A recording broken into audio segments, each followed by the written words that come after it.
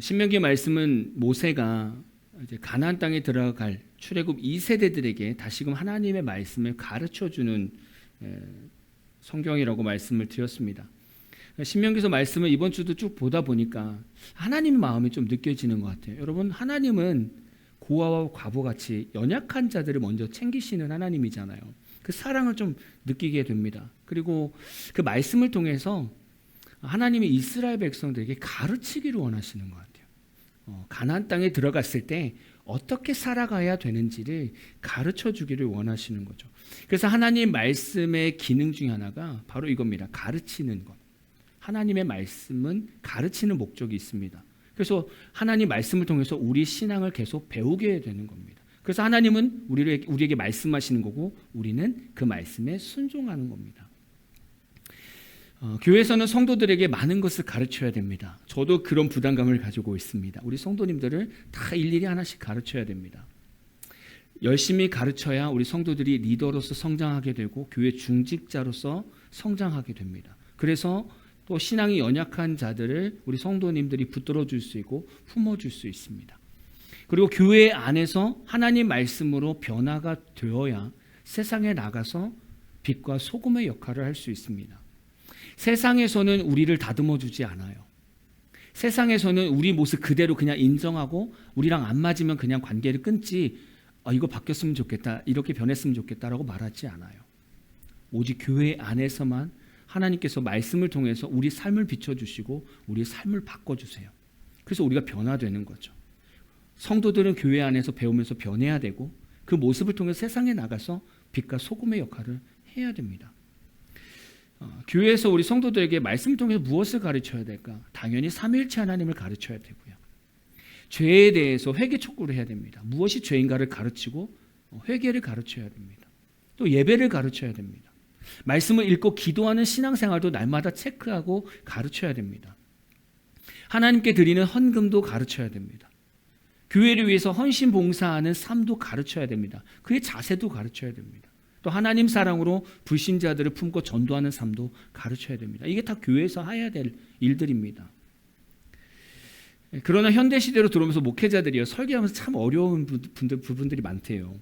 과거에 방송들 보면 막 교회의 재정 비리 때문에 시비도 걸리고 신고도 하면서 파헤치고, 그러니까 그런 방송들을 보다 보니까 이제 성도들이 교회에서 헌금에 대한 설교를 듣거나 그런 것을 배우면 조금 안 좋게 본다는 거예요. 교회를. 또 목회자를 좀 안 좋게 본다는 거예요.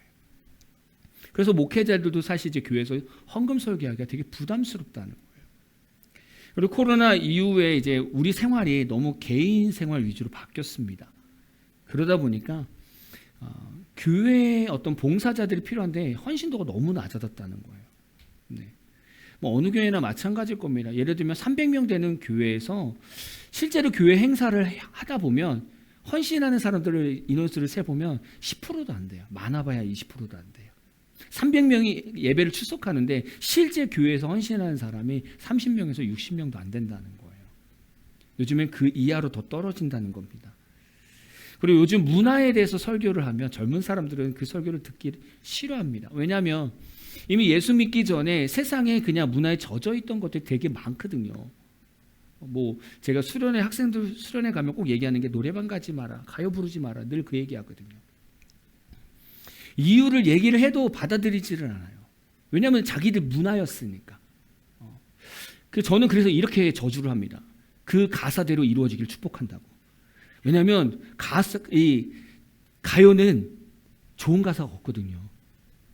우리가 왜 하나님께 찬양합니까? 그 찬양에는 감사도 있고 기쁨도 있고 결단도 있고 고백도 있잖아요. 그렇게 우리가 곡조 있는 기도를 드리는 거예요. 그래서 그 찬양을 통해서 우리의 삶에 그대로 이루어지는 겁니다. 근데 가요의 가사를 한번 보세요. 다 사랑 얘기고 다 짝사랑이고요. 잘못된 사랑이고 제대로 된 가사가 별로 없어요. 요즘에 가사도 제대로 안 되어 있어요. 요즘 가수들 보니까 가사를 제가 보려고 하면 도대체 뭔 내용인지 모르겠어요. 이 말이 안 돼요, 사실은. 근데 보면 결국 사랑 얘기예요. 근데 건전한 사랑은 하나도 없어요, 사실. 근데 그걸 우리가 매일 입으로 찬양하고 부른다고 생각해 보세요. 그대로 사실 되는 거예요. 그게 무서운 거예요, 사실은. 그래서 제가 수련회 가면 여러분들이 가요 부르면 그 가사대로 경험하기를 축복합니다 이렇게 얘기해요. 그만큼 가사가 무섭다는 거예요. 근데 우리는 그걸 인지하지 못하고 아무 생각 없이 노래방에서 탬버린 치면서 그 가사에 빠져가지고 춤을 추면서 노래를 부른단 말이에요. 근데 진짜 그 가사대로 된다며. 근데 이걸 아무리 설명을 해도 젊은 세대, 젊은 성도들은 받아들이지 않는다는 거예요. 왜? 자기가 성장할 때부터 이미 이게 문화였기 때문에. 이걸 안 가면 다른 사람들이랑 어울릴 방법이 없다라고 생각하니까. 그래서 안 받아들이는 거예요. 아무리 설명해도요, 안 받아들여져요. 언제 받아들여지냐? 진짜 그 가사대로 삶이 되어지고 있을 때. 그때 비로소 거봐, 가요 들으니까 가요 부르니까 이렇게 됐잖아 라고 얘기했을 때 그때 그나마 좀 받아들여요. 어쨌든 목회자들이 이렇게 설교를 하는 부분들이 참 어렵습니다. 저는 오늘 불편한 설교를 해야 돼요. 11조에 대한 설교, 헌금에 대한 설교를 해야 됩니다. 사실 한 주 동안 우리가 말씀을 읽다 보면 여러 가지 주제들이 있었습니다. 저도 쭉 읽다 보면서 감동되는 본문을 가지고 설교를 해야 되는데 처음에 이제 이 11조에 대해서 감동을 됐다가 제가 피했어요. 아이, 불편하겠다. 다른 걸 해야지. 근데 토요일 어제 아침까지도 계속 생각으로 피했는데 다른 본문이 잡히지가 않는 거예요. 계속. 그래서 여러분 불편한 설교를 해야 됩니다. 근데 저는 이게 불편한 설교가 아니라 사실은 귀한 설교거든요. 귀한 말씀인데 어쨌든 저는 불편합니다. 오늘 11조에 대한 건데 구약에는 11조가 두 가지가 나옵니다.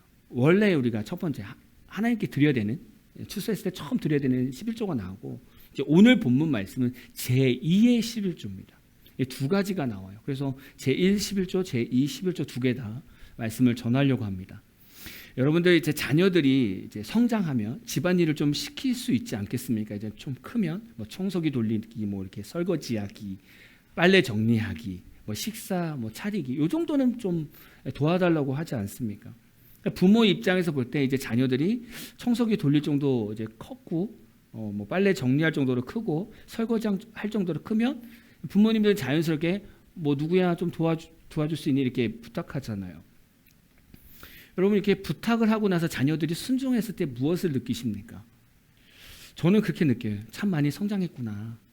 그리고 그들이 부탁의 요청에 순종했을 때 부모님의 수고를 얘네들이 좀 존중하는구나라는 걸 느끼게 돼요. 모르겠어요. 우리 자녀들은 어떤 마음으로 도와주는지 모르겠습니다. 내가 이걸 안 하면 또 엄마가 잔소리하니까 일단 빨리 잔소리 끝내기 위해서 도와야지. 이런 마음으로 한다면은 좀 슬픈 마음이지만 보통은 이제 부모님은 나를 위해서 더 많은 수고와 헌신하신데 내가 이거라도 도와드려야지 라는 마음으로 저는 우리 교회 학생 청년들 도와줄 줄로 믿습니다.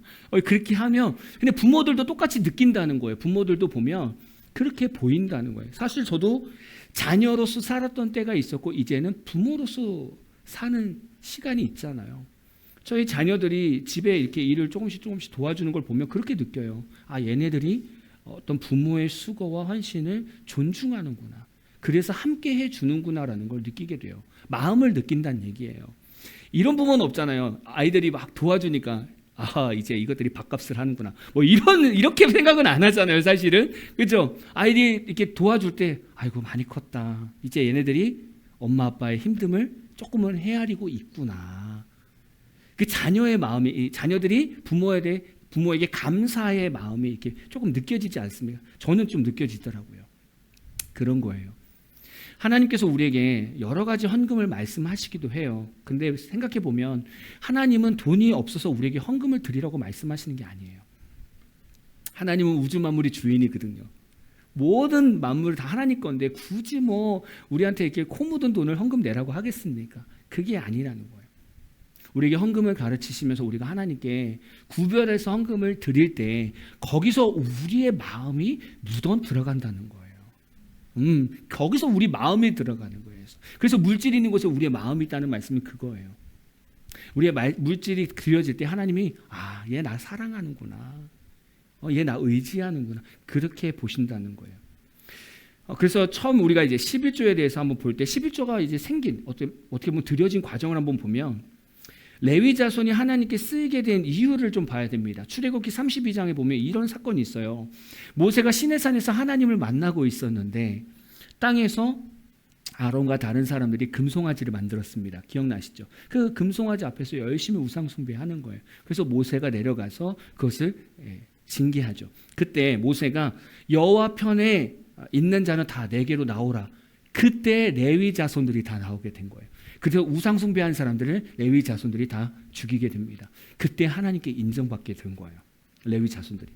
그리고 나서 이제 하나님은 이제 성막이 세워지고 성전이 세워질 때 이 레위 자손들 통해서 하나님께 봉사하자, 하나님을 봉사할 수 있는 자로 세워지게 되는 거죠.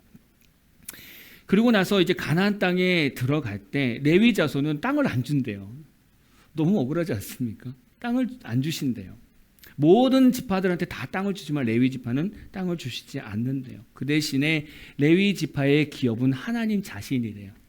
하나님이래요. 그리고 성막과 성전에서 봉사하는 것을 특권으로 주셨어요. 그리고 레위인들은 세속적인 어떤 소유가 아니라 전적으로 하나님께 헌신된 지파라는 어떤 상징적인 모습을 만들어 주셨어요. 이게 지금 레위인들이 선택받은 과정입니다. 그러고 나서 레위인들은 하나님께 구별돼서 쓰임받고 있고 기업을 받지 못했기 때문에 이제는 레위인들은 어떻게 살아야 됩니까? 그 사는 방법이 있지 않습니까? 그래서 땅을 이제 기업으로 받은 다른 지파들이 11조를 내서 이 레위 지파를 먹이는 거예요. 그래서 11조가 시작된 겁니다. 그러니까 지금으로 말하면 지금 시대는 목회자가 약간 레위인 쪽에 속한 거죠. 그래서 교회에서 11조를 드리면 그 11조를 통해서 목회자의 삶을 먼저 채우는 겁니다. 그러니까 누군가가 여러분에게 11조를 왜 드려라고 했을 때 이런 개념들을 설명할 수 있어야겠죠. 근데 물론 이겁니다. 목회자가 그 11조의 어떤 양식을 받기 이전에 레위인 같은 삶을 살아야겠죠. 세상과 구별하고 세상과 타협하지 않고 하나님 앞에 올바로 살아가는 인생이 되어야겠죠. 그게 우선인 거죠. 그리고 성도들은 하나님께 받은 은혜를 가지고 11조를 드리는 겁니다. 그래서 이런 거예요. 교회 11조는 먼저는 목회자의 삶, 사역자들의 삶을 먼저 채우는 게 기본적인 개념입니다. 성경적인 개념은. 근데 요즘 교회는 그렇게 하지 않아요. 왜냐하면 11조가 상당히 많은 재정을 차지하고 있거든요. 그래서 보통 교회 목회자의 사례비를 책정하고 나머지는 교회 행정이라든가 교육부라든가 어쨌든 이런 쪽으로 더 쓰게 됩니다. 그러나 기본적인 개념은 그렇습니다. 여러분 이스라엘 백성들이 11조를 하나님께 드릴 때 어떤 마음으로 드려야 될까요? 한번 생각해 보세요. 어떤 마음으로 드려야 될까? 첫 번째는요.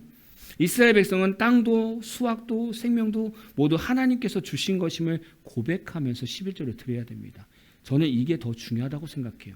레위인들을 먹이는 것이 중요한 게 아니라 지금 이 수확을 주시고 나의 생명을 지금까지 연장시켜 주신 이 하나님의 은혜를 생각하면서 감사하면서 11조를 드리는 게 훨씬 더 중요하다는 거예요.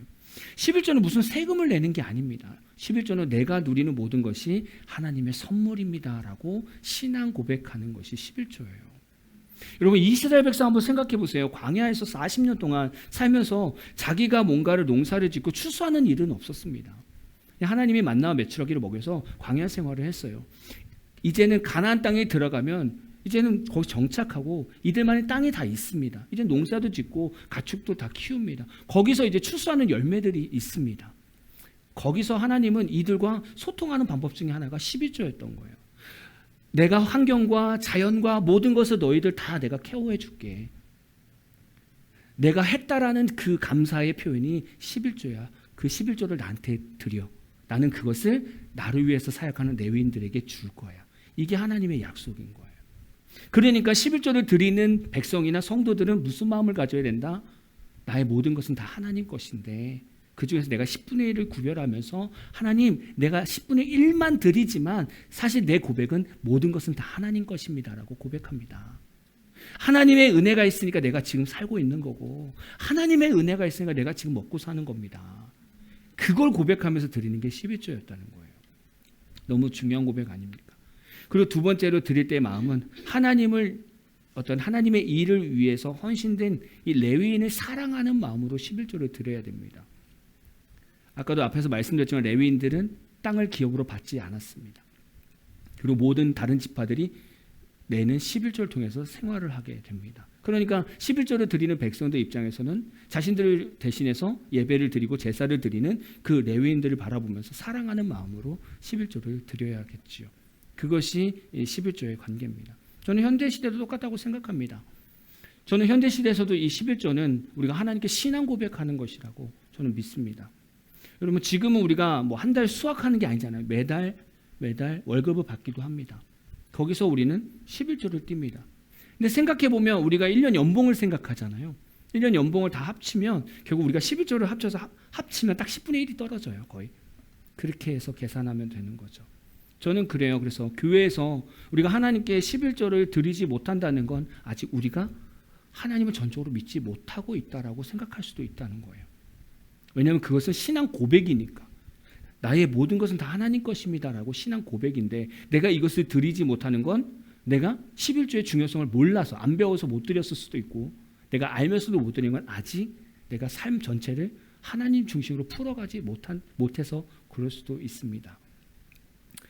최근에 제가 수련회 때문에 거제도에 갔다고 말씀드렸잖아요. 그러면서 이제 부산에서 제 제자들 제가 가르쳤던 제자들을 만났었는데 그때 한 가정을 만나서 밤까지 이제 커피숍에서 대화를 했었습니다. 그리고 헤어지려고 하는데 그 부부가 서로 물어봐 이렇게 막 하는 거예요. 서로 나중에 물어봐. 대화가 길어질 것 같아. 막 서로 이러면 그냥 얘기해. 빨리 얘기해. 그 시간에 그냥 얘기해. 그래서 얘기를 했어요. 근데 얘기는 이겁니다. 이 부부가 이제 개인 사업장인데 개인 사업을 시작하는데 이런 질문하는 거예요. 목사님, 사업을 하다 보니까 뭐 이것저것 재료비 뛰고 나서 전체 순수익이 생기고 저희는 거기서 생활비 얼마를 띄어서 생활을 합니다. 근데 11조를 어떻게 해야 될지 궁금합니다. 두 군데 다 띄어야 되는지 아니면 생활비에서만 띄어야 되는지 아니면 전체 순수익에서만 11조 해야 되는지 이게 궁금합니다. 그러면서 저희는 두 개 다 띄어도 아깝지 않습니다. 근데 무엇이 하나님 보시기에 또 아름다울까라는 그런 생각 때문에 물어보게 됐습니다라고 이렇게 질문하더라고요. 그래서 그 생각이 참 아름답다. 다른 사람은 전체 순수익을 생각하지 않는데 그냥 생활비로만 생각하는데 너희들은 전체 순수익을 생각하고 있구나. 나 같으면 뭐라고 얘기하겠니? 당연히 전체 순수익에서 11조 해라. 그러면 생활비에서 굳이 할 필요 없다. 왜냐하면 앞에서 이미 드렸기 때문에. 그렇게 정리를 해줬어요. 그러면서 참 너 귀하다. 너희들 너무 귀하다. 그 마음이 너무 귀하다. 그렇게 칭찬해줬던 기억이 납니다. 저는 이들의 마음이 느껴지는 거예요. 이 친구가 고백도 그거예요. 제가요 전체 수익에서 11조 드린 게 아까워서 그런 게 아니라 이게 두 번 드리는 것 같고 이게 맞는 건지 안 맞는 건지 헷갈려서 그래요 라고 고백하더라고요. 그래서 전체 수익의 11조를 드려라고 얘기했을 때 너무 편하게 돌아가는 모습 보면서 제가 은혜가 됐습니다. 오히려 많은 사람들은 사실 그 얘기 들었을 때 부담을 느낄 텐데 오히려 이 친구들은 좀 마음이 좀 편안해져서 문제가 해결됐으니 편안해진 모습으로 돌아가서 오히려 제가 좀 마음이 편했습니다. 여러분 이겁니다. 사실 11조라는 것 자체가 우리가 늘 불편해요. 사실은 여러분 아실 거예요. 제가 이제 계산을 해봤어요. 돈을 계산해 보니까 예를 들면 세금을 떼고 나서 월급 받는 분이 예를 들면 한 350 받는다. 그럼 11조가 있다는 매주 35만 원입니다. 그게요 가만히 생각해 보면 한 달 생활비 정도 돼요. 사실 식사비 정도 되거든요. 그걸 뚝 띄어가지고 하나님께 드린다는 것 자체가 쉽지 않습니다. 그래서 저는 이 11조가 우리의 신앙이 드려진다고 저는 봐요. 그래서 이런 거 있어요. 교회에서도 마찬가지로 교회 중직자를 세울 때 교회만 열심히 나온다고 해서 집사 이상 직분을 주지 않아요. 어느 교회나 11조를 항상 봐요. 왜냐하면 이런 의미 때문에 그래요. 신앙 고백이 되어지고 있다라는 것을 보는 거예요. 내 삶에 역시 하나님이 주인이십니다라고 고백이 11조이기 때문에 그래요. 그래서 교회에서 집사 이상 세울 때 항상 11조 삶을 봐요. 근데 저도 이제 큰 교회에서 사역을 하면서 보니까 많은 성도들이 그것 때문에 또 상처를 받는 경우도 있어요. 꼭 그 기준이어야 되느냐? 나 열심히 교회 다니는데 이렇게도 얘기를 해요. 근데 저는 그렇게 생각합니다. 아예 수입이 없다면 뭐 그럴 수 있죠. 아예 수입이 없다. 그럼 뭐 열심히 교회 봉사하면서 집사가 될 수 있고 중직자가 될 수 있겠죠. 근데 아예 수입이 없을 수 없잖아요. 어쨌든 그러면 단돈 얼마라도 항상 하나님을 고백하는 11조가 드려져야 된다는 거예요. 제가 여러 교회에서 사역하면서 청년들한테 또 성도들한테 늘 듣는 질문이 그겁니다. 이 헌금 얘기 11조 얘기하면 항상 질문 듣는 게 월급을 받는데 가정에 저희가 빚이 있어요. 그래서 빚을 갚으면 생활비도 빠듯해요. 그래서 11조 드리기가 어렵습니다. 사실 대부분 성도들 고민이 다 이거예요. 그러면 제가 목회자들이 어떻게 권면하길 원하십니까? 가정이 어려우니까 11조 하지 마세요. 이렇게 권면하겠습니까? 아니면 월급 받아서 바로 11조 드리시고 그리고 나서 그 다음에 계산하십시오. 이렇게 권면하겠습니까? 저는 후자라는 거예요. 왜냐하면 계속 어렵다고 하나님 것을 구별하지 않으면 결국에 내 삶에 하나님의 은혜는 남는 게 없어요. 고백한 게 없거든요. 저는 안타까운 게 이거더라고요. 제가 말씀을 묵상하면서 하나님 입장에서 생각해 봤어요. 저는 사실 중요하지 않아요. 여러분들이 지금 11조 다 해도 별로 중요하지 않아요. 어차피 교회는 하나님 운영해 가시니까. 근데 하나님 입장에서 한번 생각해 봤어요. 저를 바라볼 때, 우리를 바라볼 때 어떻게 생각하실까? 다 하나님께서 채워주셨는데, 다 하나님께서 인도하시는데 우리 삶 속에서는 고백되어지는 게 하나도 없는 거예요. 그게 많고 적음이 중요한 것이 아니라 하나님이 이번 한 달도 하나님께서 이렇게 이끄셨어요. 이번 한 달도 하나님께서 우리를 먹이셨어요. 이 고백이 하나님께 들려지지 않는다고 한번 생각해 보세요. 그럼 하나님은 어떤 마음일까? 나는 분명히 얘에게 은혜를 베풀고 있는데 얘는 내 마음을 알까? 이런 생각을 하지 않겠습니까? 저는 그렇게 생각이 되더라고요. 한번 생각해 보세요. 우리가 가정에 문제가 있으면 기도 부탁도 하고 기도도 하면 하나님 들어주십시오. 기도합니다. 여러분 왜 기도합니까? 하나님 살아계신 걸 믿으니까 문제 풀어줄 걸 믿으니까 기도하는 거 아니겠습니까? 그 살아계심을 믿어서 기도하는 거 아닙니까? 근데 실제 삶 속에서 내가 11조를 하나님께 드리지 않으면 하나님 살아계시다는 걸 믿는 게 반밖에 안 된다는 거예요. 실제 신앙생활을 계산해 보면. 그러니까 우리가 문제를 놓고 기도해도 믿음이 반반인 거예요. 돼도 그만, 안 돼도 그만. 그러면 하나님도 반반이겠죠. 아니 뭐 응답해줘도 반만 감사할 거고 안 해줘도 반만 원망할 거면 하나님이 그냥 기다리고 계시겠죠. 언제까지? 완전히 하나님 믿을 때까지. 그 처음의 시작이 11조라는 거예요. 저는 사실 이게 제일 속상하더라고요. 사실 어느 교회 가서 대화를 하든지 이런 거예요. 자기 어떤 삶을 위해서 욕심부려서 삶을 확장시키든지 아니면 사업에 욕심에서 사업에 확장을 했습니다. 그럼 빚이 되게 많잖아요. 그래서 이제 어려워서 그것 때문에 어려워서 하나님께 11조를 못 드린대요. 그러면 그동안 받는 하나님의 은혜는 어떻게 계산할 거냐 이거죠. 중요한 겁니다. 이건 우리 성도들이 늘 고민해야 돼요. 왜냐하면 이런 게 기본적인 걸 저도 불편하면서도 이 설교를 하는 이유가 뭐냐면 많은 성도들이 여기서부터 먼저 막혀요. 이게 막히면 기도가 그 다음에 막히는 거예요. 기도가 막히면 그 다음부터 응답이 다 틀어지는 거예요. 성도들은 근데 이거를 항상 피해요. 불편하니까. 근데 피할 수가 없는 주제들이에요. 그래서 제가 오늘 여러분에게 가르치는 겁니다. 혹시 삶의 문제가 팍팍 시원하게 안 풀립니까? 그러면 여러분이 시원하게 하나님께 신앙을 고백하지 못하고 있는 거예요. 한번 점검해 보시라는 거죠. 저는 이러한 우리의 삶을 볼 때 하나님 앞에 우리가 참 불신앙으로 비춰지겠구나. 우리가 하나님을 좀 덜 믿고 있습니다. 우리가 하나님을 덜 의지하고 있습니다. 처럼 보이겠구나. 이런 좀 묵상을 하게 됐습니다. 근데 오늘 말씀 보면 하나님께서 그냥 추수한 거에 11조만 드리라고 말씀하신 것이 아니라 또 제2의 11조가 나옵니다. 이 제2의 11조를 드려서 레위인과 고아와 과부와 이방인들과 함께 그 추수의 기쁨을 함께 나누라는 거예요. 이거는 이런 거예요. 예를 들면 내가 100개의 100박스의 귤을 추수했습니다. 그러면 10분의 1을 드려야 되니까 10박스를 드렸습니다. 그럼 90박스가 남죠. 90박스에서 11조를 구별하는 겁니다. 네. 그러면 9개겠죠. 그거를 교회에 드린 다음에 그걸 가지고 나와서 성전 앞에서 다른 성도들과 함께 추수의 기쁨을 나누는 거예요. 그걸 가지고. 요즘 현대교회에서는 이게 절기헌금이 될 수 있어요. 추수감사절 헌금, 부활절 헌금이 될 수도 있고 예찬 헌금이 될 수 있습니다. 여러분 예찬 헌금이 뭔지 아십니까? 우리 점심에 교회 예배 끝나고 나서 점심 먹잖아요. 그게 예찬입니다. 같이 식사를 나누는. 그래서 아마 다른 교회 다녀보시면서 경험해 보실 거예요. 뭐 점심에 교회 가서 식사하는데 갑자기 뭐 귤이 나온다든지 떡이 나온다든지 고기가 더 좋게 나온다든지 이거 오늘 뭔 날 있어요? 뭔 일 있어요? 지난주에 어떤 권사님네 결혼했잖아. 그래서 고맙다고 식사비 내서 고기가 더 좋아진 거예요. 이게 예찬입니다. 이런 게.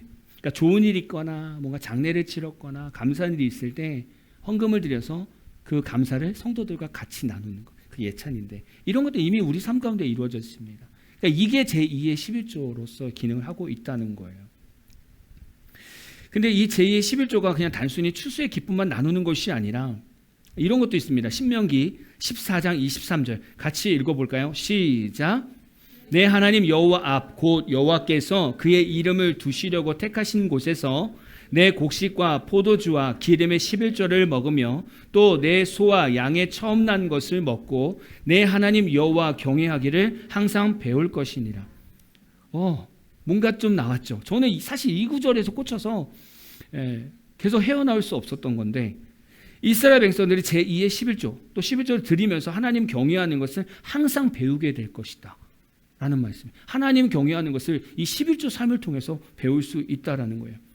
이 당시에 가나안 땅에서 이방신을 섬기는 사람들을 보면 다양한 제사들이 있었대요. 그래서 수도 없는 제사를 드려야 된대요. 그래서 보니까 가나안 땅에서 이방신을 섬기는 사람들은 이런 제사가 있대요. 처음에 씨 뿌리면 씨 뿌린다고 제사를 드린대요. 그러면 또 이렇게 양식을 드려야 되잖아요.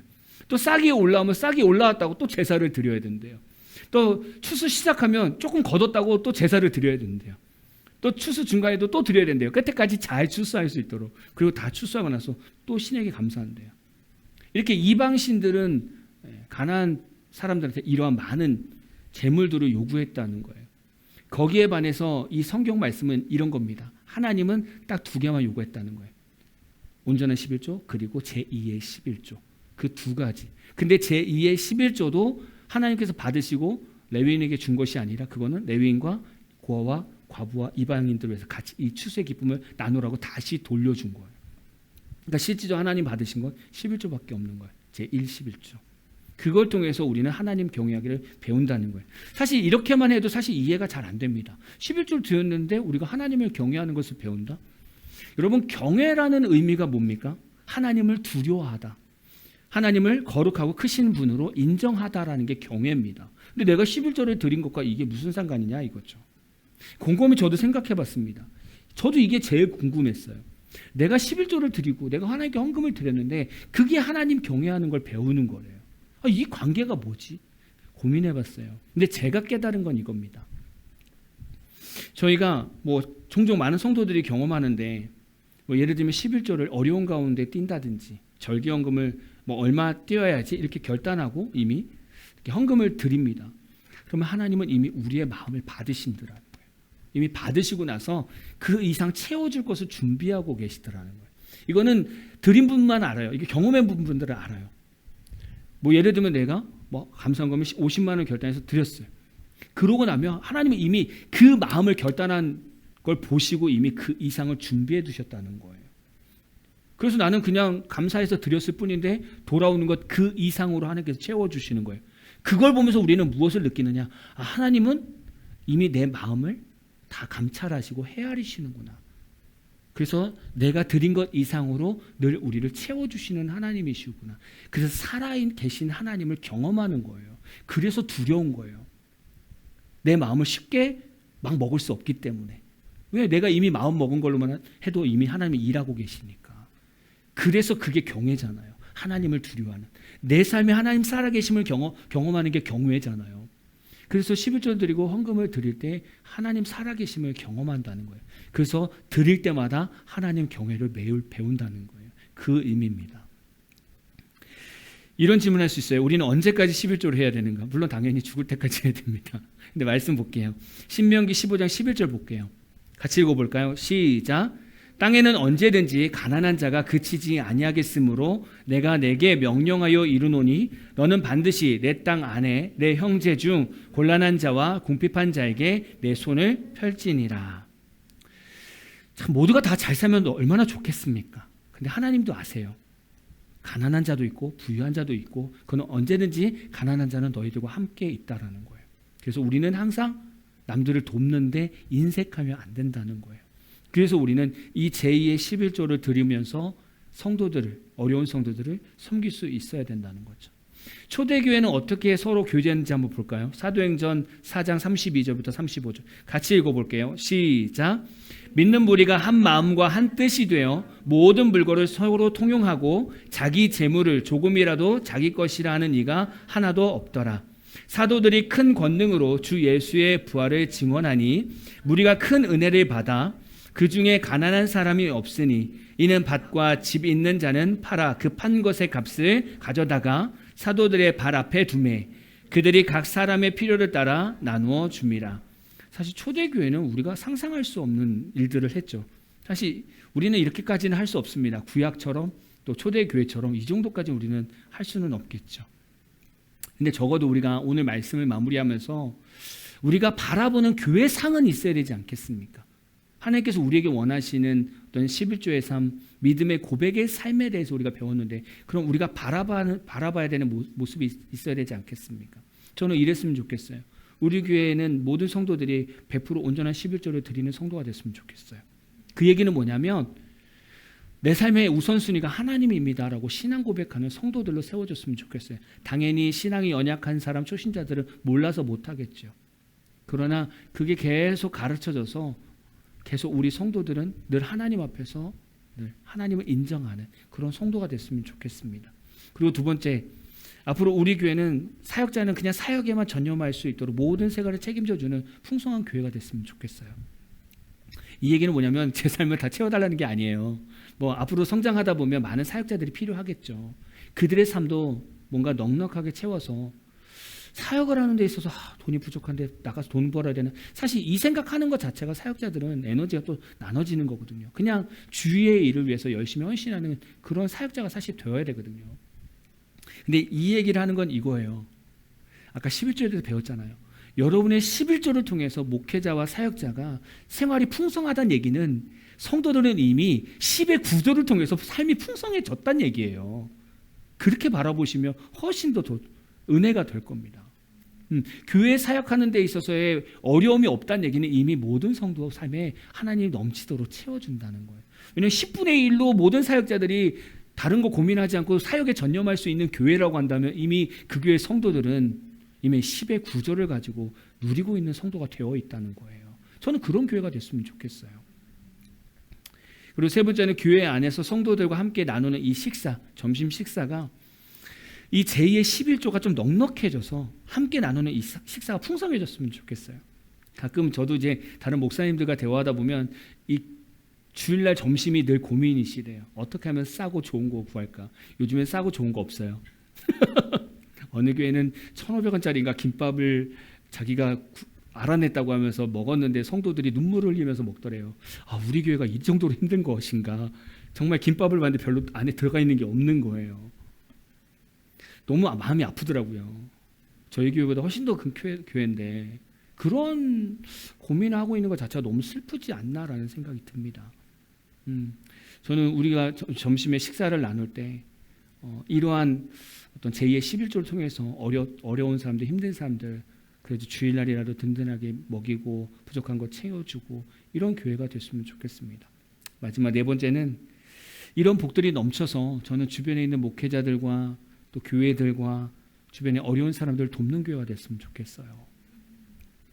저는 우리 배만 채우는 교회가 되지 않았으면 좋겠어요.